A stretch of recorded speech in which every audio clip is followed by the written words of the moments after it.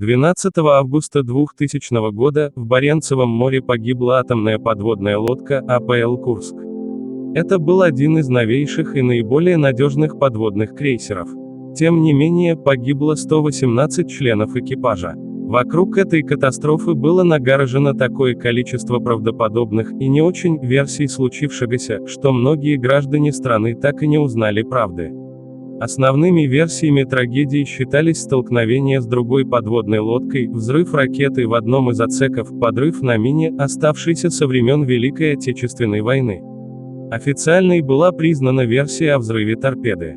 Правительственная комиссия, которая проводила расследование, остановилась именно на этом варианте развития событий, поскольку он может проще всего ввести в заблуждение простых обывателей, которые не знакомы с тонкостями флота. Но такая версия не совсем отвечает действительности.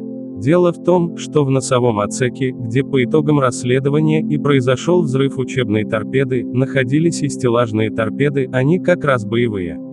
Так что же могло взорваться, если отсутствовала боевая начинка торпеды? Согласно официальной версии, взрыв произошел в результате утечки перекиси водорода.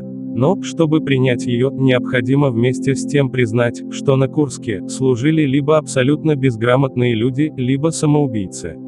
Но так как всем хорошо известно, что весь экипаж был высококвалифицирован, то, соответственно, ничего подобного произойти не могло.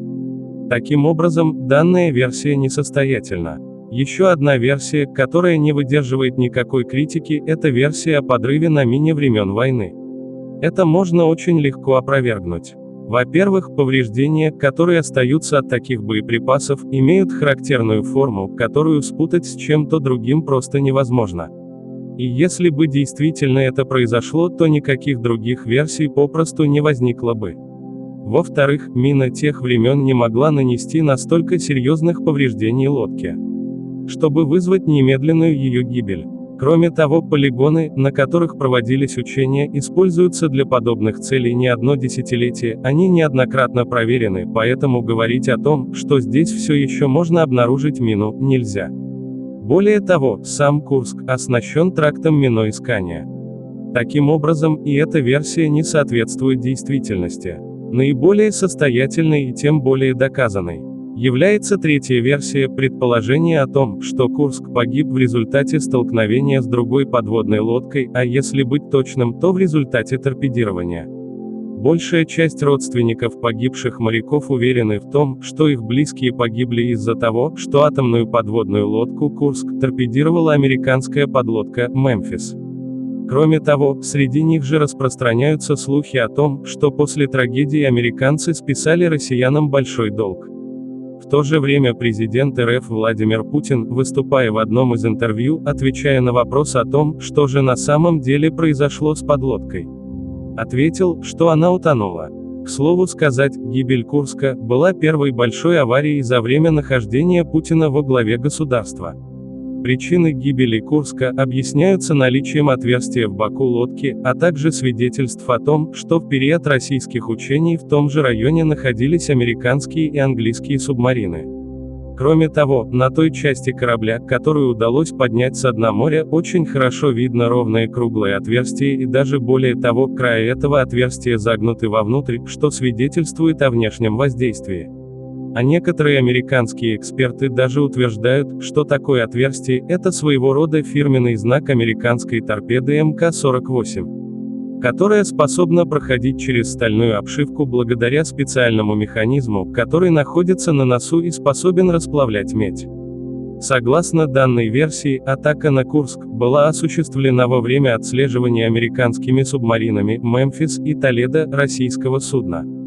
Более того, в ходе проведения поисково-спасательной операции до того момента, когда ситуация еще не контролировалась властями, в средства массовой информации просочилась информация о том, что недалеко от места гибели Курска были обнаружены светло-зеленые спасательные буи, хотя россияне используют только бело-красные.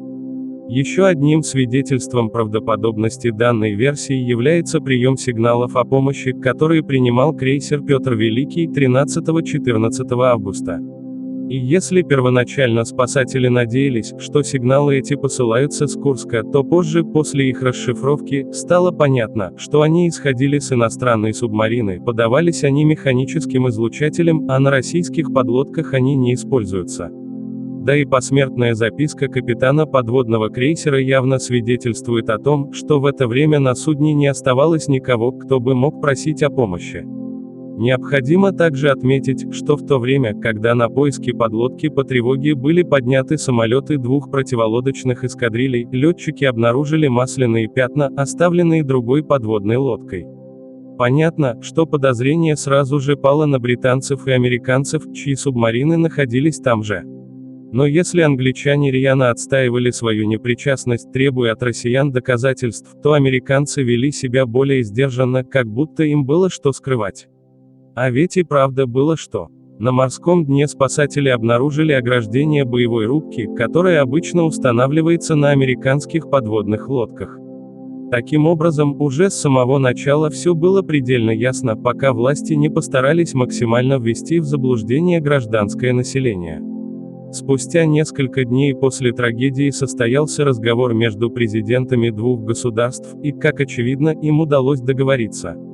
Через очень короткий промежуток времени Клинтон заявил о том, что Соединенные Штаты Америки отказываются от разворачивания программы противоракетной обороны. Кроме того, России простили большой долг и даже дали кредит в 10 миллиардов.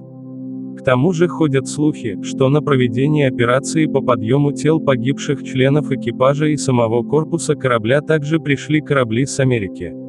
И почему всех их наградили орденами мужества, а капитана – Героем России? Еще до официального окончания расследования.